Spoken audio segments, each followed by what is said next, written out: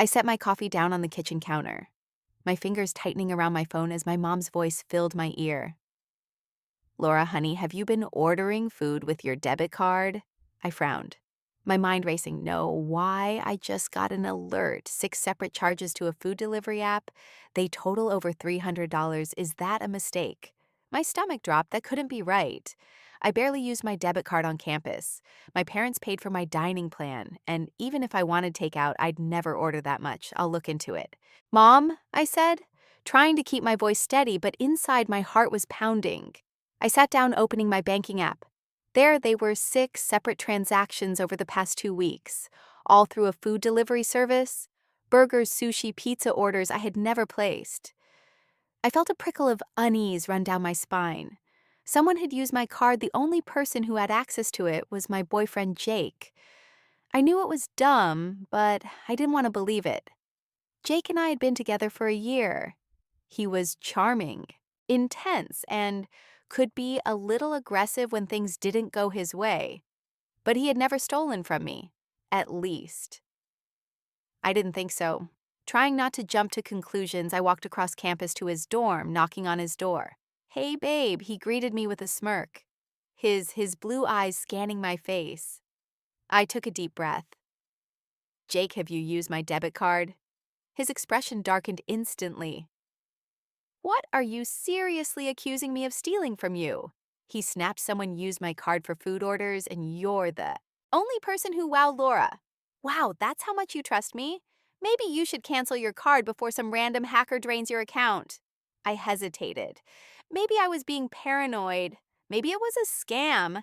But something about the way he reacted made my stomach twist. "Yeah," I said slowly.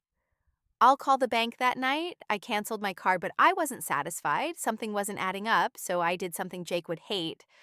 I reached out to the food delivery service. I messaged their customer support asking if they could send me the receipts for the purchases.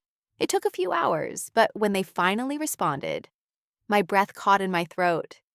The name on the receipts, Jake, they had tried to redact it by scribbling over it, but they had done a terrible job. His name was still clearly visible in the last order. Had been just 2 hours before I confronted him. I felt my blood turn cold. He had just eaten the food I unknowingly paid for. When he stood there looking me in the eye and lied, I stared at my phone, my chest tightening with a mix of anger and humiliation. The next morning, I walked straight to Jake's dorm. My hands were shaking as I knocked, but my voice was steady when he answered. "I have the receipts, Jake." He blinked at me.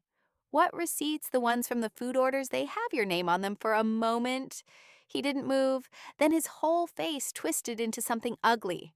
"Are you serious right now? You went snooping. You don't trust me at all. Trust you. You stole from me, Jake, and you lied to my face." About it, that's when it happened. His hand clenched into a fist, not raised. Just there, just tight enough to be a warning. "You're making a big deal out of nothing," he hissed. "It was just some food. You weren't using the money anyway." I swallowed hard. I wasn't going to let him intimidate me. "We're done, Jake." I stated my voice. Calm, he laughed, but there was no humor in it. "Oh, we're done? Who do you think you are, Laura? You're nothing without me. You think you can just walk away." I held my ground. "Watch me," and then I turned and walked out. As I made my way back to my dorm, my heart was racing. I wasn't scared. Not yet. I was just furious, but I should have been scared because when you leave someone like Jake, they don't just let you go. And I was about to find out just how far he was willing to go. I barely slept that night every time I closed my eyes. I saw Jake's face, the anger, the condescension, the veiled threat in his clenched fists. I had dumped him. I should have felt relieved, but instead, I felt uneasy, like something was coming, and I was right. The next morning, I woke up to a string of missed calls at texts from Jake. "Jake, 1:14 a.m. You're seriously making a big deal over some food. You're pathetic, Jake, 1:37 a.m. I should have known you'd turn into a crazy ex, Jake, 2:05 a.m.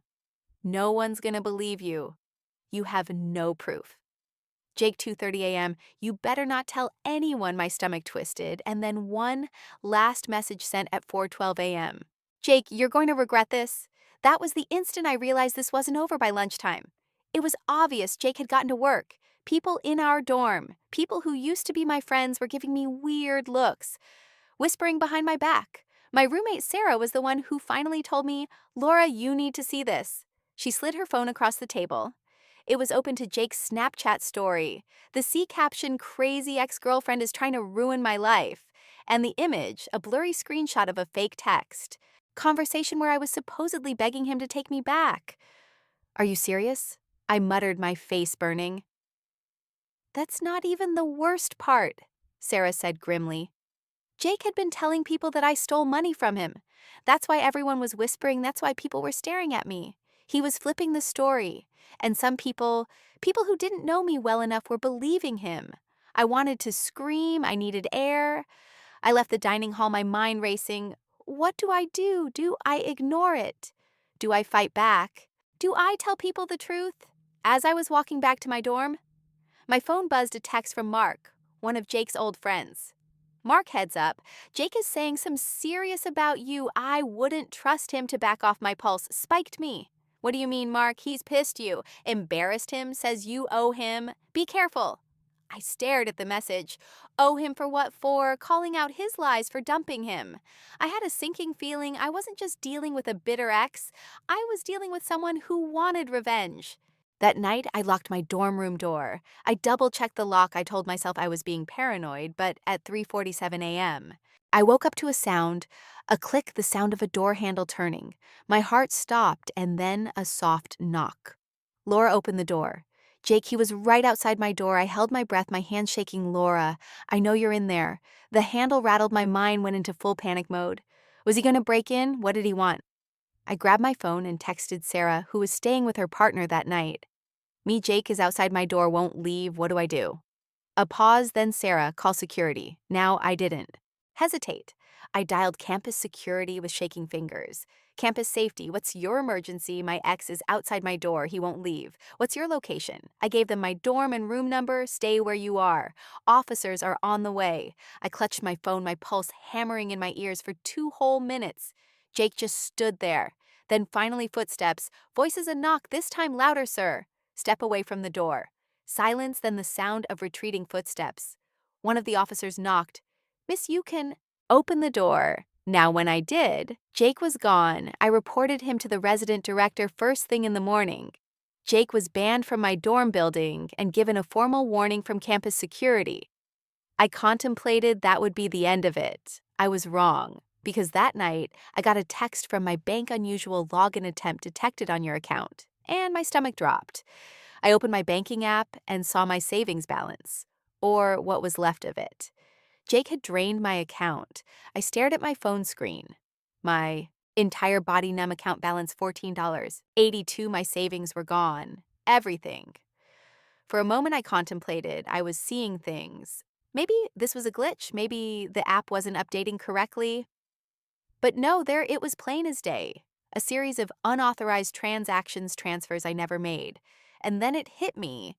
Jake, I felt sick. He had already stolen from me once, lied to my face, humiliated me with his stupid fake texts and stories. He had come to my door in the middle of the night, and now he had taken my money. This wasn't some petty breakup drama anymore. This was theft. This was criminal. This was war. I wasn't going to cry about it. I wasn't going to beg him to send it back. I was going to end him. I took a deep breath and called my bank.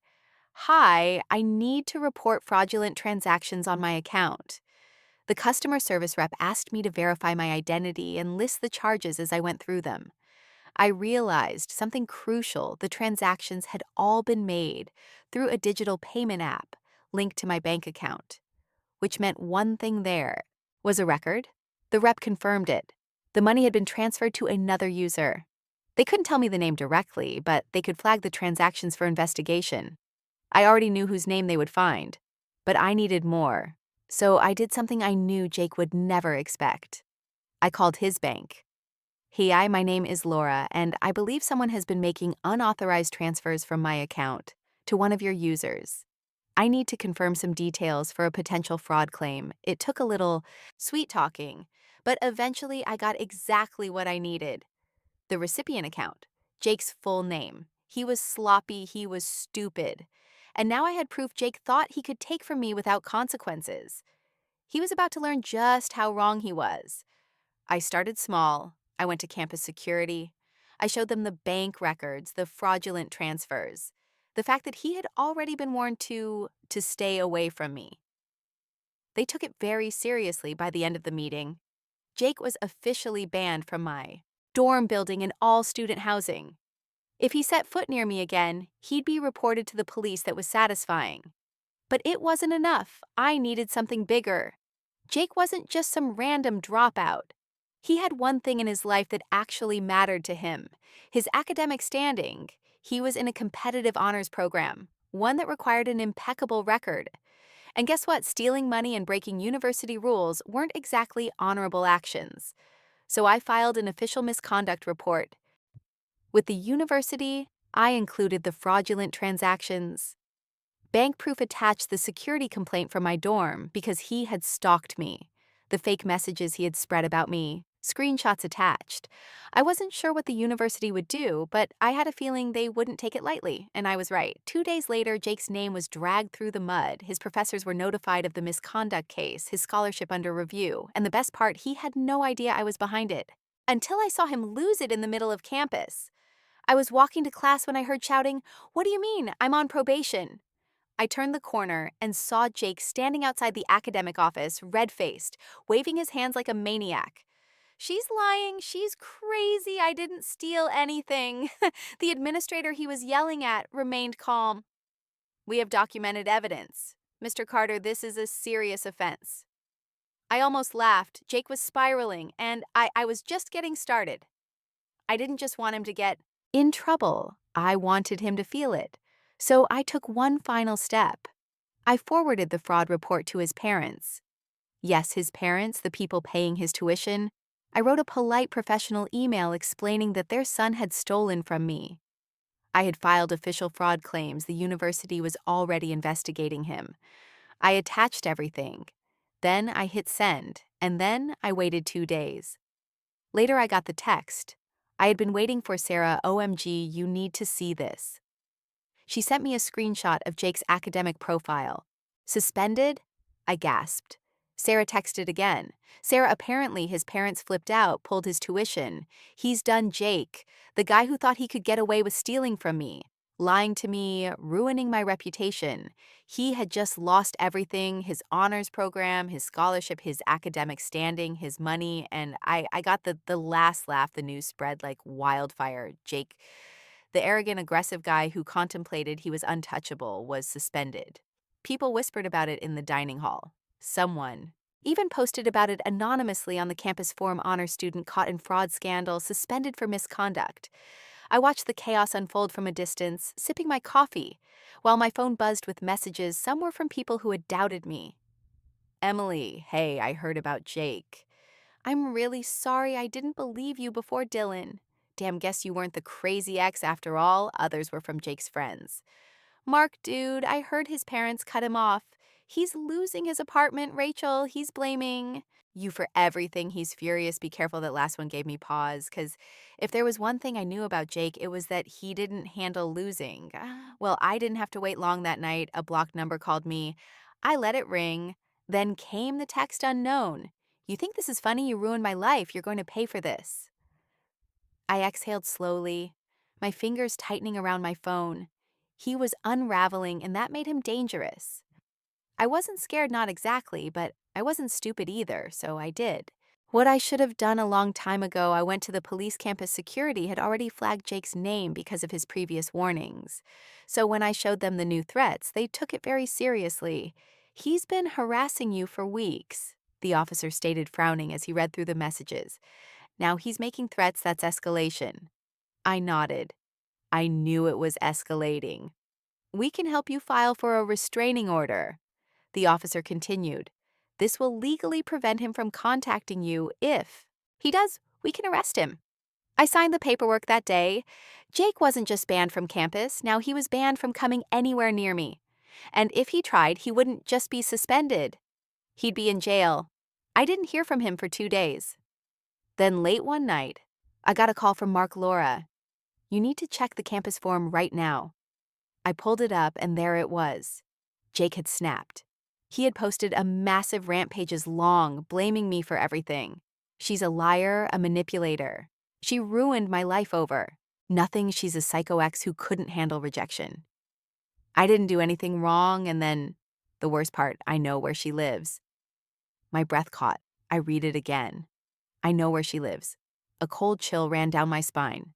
I immediately screenshot everything and sent it to the police. By the next morning, Jake's post was deleted, and so was his student email expelled. He was gone for good. The last conversation, I should have been relieved, but I wasn't, not completely, because part of me knew Jake wasn't finished, and I was right. 2 nights later, my phone rang. Unknown caller. I hesitated, then I answered, "You won't get away with this." His voice was low, shaking with anger. "You think you won." I took a deep breath. I wasn't scared. I don't think I know silence. Then his tone cracked. "You took everything from me, Laura." For the first time, he sounded small, and that's when it hit me. Jake wasn't just angry, he was broken. "No, Jake," I said softly. "You did that to yourself?" I hung up and I never heard from him again. For the first time in weeks, I woke up without checking my phone. In fear, Jake was gone, expelled, banned from campus, blocked from contacting me. His final words still echoed in my head. "You took everything from me, Laura." But the truth was, he had done that to himself the following week. Life slowly returned to normal. People stopped whispering in the hallways. The stares disappeared. Even the rumors Jake had spread about me faded into nothing. Sarah and I sat in the campus cafe sipping our coffees as she scrolled through her phone. Looks like Jake deleted all his social media.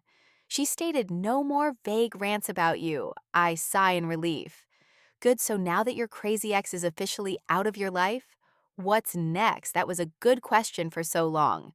I had been in defense mode, reacting to his attacks, protecting myself, fighting back. But now I was free. I think I just want to move on, I admitted. And I meant it. Revenge wasn't about destroying Jake, it was about getting my life back. And now finally, I didn't hear about Jake again for a few months. Not until Mark texted me. When I afternoon, "Mark, you are not going to believe this." I raised an eyebrow, typing back, "Me, what now?" Mark word is Jake tried to enroll at another university. But guess what? They found out about his expulsion. They rejected him. I blinked. I hadn't expected that. Me wait. Seriously, Mark. Yep, turns out, once you get kicked out for fraud, it's not so easy to get a fresh start. I didn't feel guilt. I didn't feel pity. I felt just as Jake had. Spent his whole life thinking he could do whatever he wanted. Take whatever he wanted and get away with it. Now he was paying the price, and I had nothing to do with it. It was his own actions that had ruined him. 1 year later, I found myself back in the same cafe sipping coffee with Sarah. "You ever wonder what happened to Jake?" she inquired, stirring her drink. I shrugged, not really, and I meant it. The truth was, Jake wasn't important anymore. My life had moved forward. I had graduated on time, gotten a great internship, started building the future. I wanted Jake. I had no idea where he was, and I didn't care. Looking back, I realized something. I didn't win because I ruined Jake's life. I won because refused to let him ruin mine. I didn't let him intimidate me. I didn't let him steal from me and get away with it. I didn't let his lies become my truth. I fought back, and in the end, that was all that mattered.